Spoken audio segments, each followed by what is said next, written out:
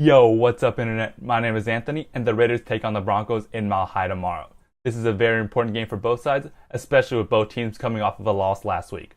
Now, let's go over the news and prediction.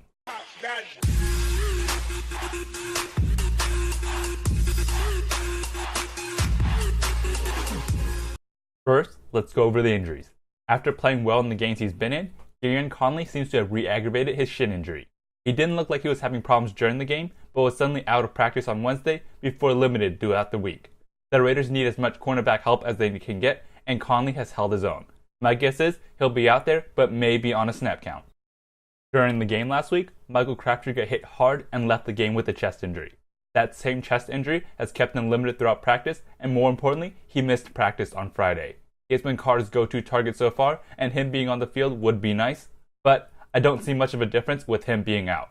The no-fly zone cornerbacks will shut them down, and Carr would be smart to not test them. I see Crabtree playing, but not having very much production. The only notable player on the Broncos is wide receiver Cody Latimer. He does most of his work on special teams and is really a non-factor as a receiver. I don't think it'll matter much whether he plays or not.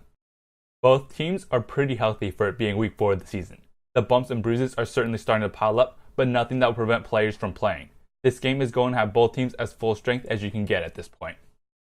This game can certainly be looked at as a must-win for both sides, with both teams coming off of a loss last week. The one who is more desperate would be the Broncos, though. They lost to an AFC opponent, which hurts them in the AFC picture in the long run, and more importantly, this game is at home. The Raiders would certainly like to steal this one in Mile High, but the Broncos can't afford to lose to a divisional opponent at home. For the prediction, I have the Raiders losing this game. Teams typically bounce back after a blowout loss, and I certainly expect them to play better. The Raiders haven't lost back-to-back games since 2015. However, I don't expect it to happen against the Broncos in Mile High. If this game was at home, I'd pick the Raiders.